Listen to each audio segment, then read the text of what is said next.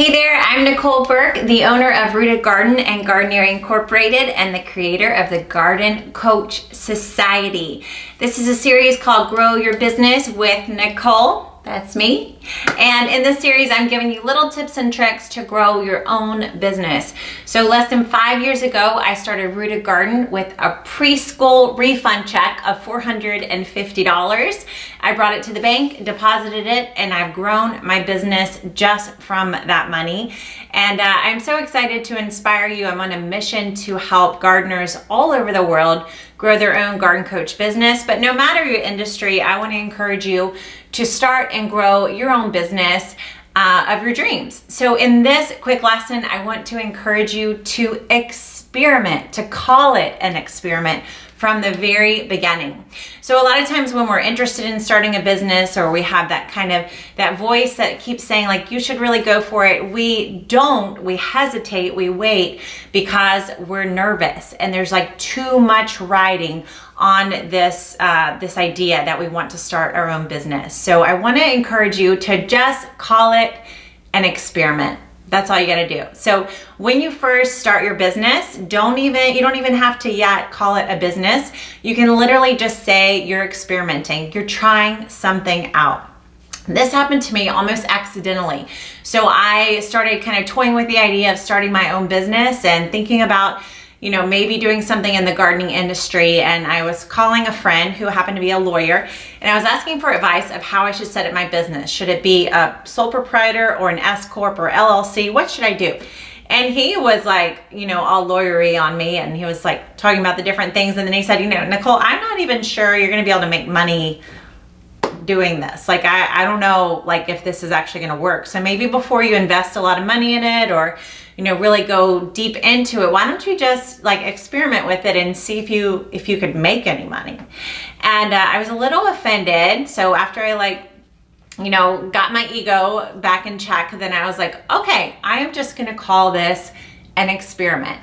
And that actually gave so much relief to me as I got started, because then the pressure was off, right? Like, this guy who's a lawyer, he's pretty much doubting the fact that this is a viable industry and that my idea is a good one. And he's not even sure I'm gonna make $1. So I'm just gonna call this an experiment. This took off the pressure. This helped me in communicating to my family that also didn't necessarily believe that this was going to be a thriving success. Maybe even my husband, who wasn't sure. Honestly, there were very few people who could see what I was seeing. And so being able to just call it an experiment took off the pressure. So if you're considering starting your own business, I want you to take the pressure off of yourself too, and just call it an experiment. This is going to do two things for you. First, obviously, like I said, it's going to remove the pressure. So this will allow you to play loose. I love thinking in this way.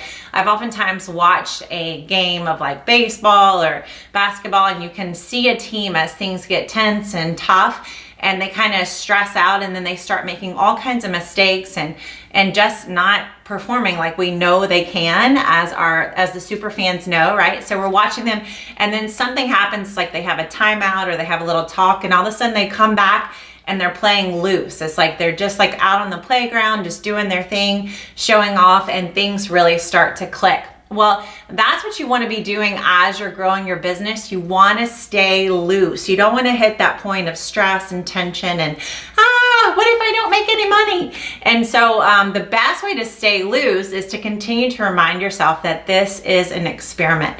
I love to think of growing a business and starting a business as exploring our potential.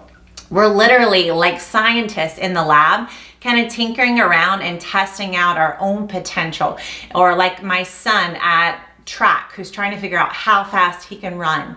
This is what we're doing as we grow our business. So when you call it an experiment, you're just going to feel loose and you can just play and have fun, and that is going to make the experience so much better. The second thing that can happen when you call it an experiment is you make room for all kinds of possibilities to happen.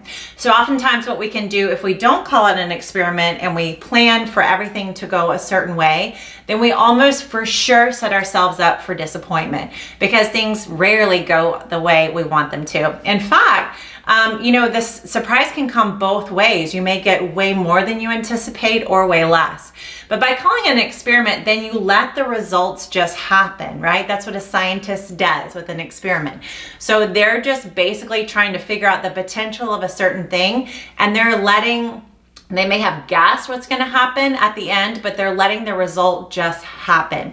So when we call our first attempts in our trying at business an experiment, then we're not so tied up in the results, and we end up getting to be surprised and enthusiastic and excited about the results rather than disappointed. So I really think that growing a business is one of the most exciting things to do as a human being. It literally is a way to explore and understand our own potential.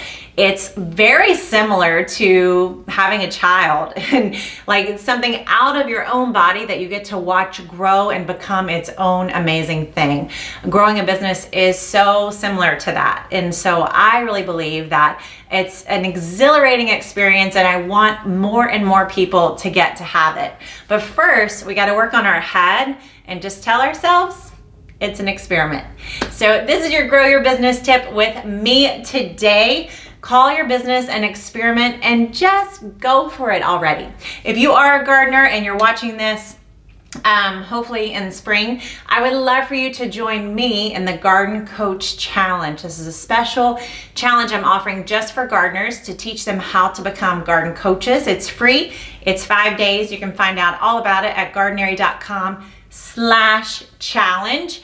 And in it, we're going to kind of get into this idea of experimenting and exploring our own potential as gardeners and how we can spread the garden love through a garden coach business. So go check it out if you haven't already, gardenary.com/challenge, and have fun experimenting with your own business. I'll see you next time.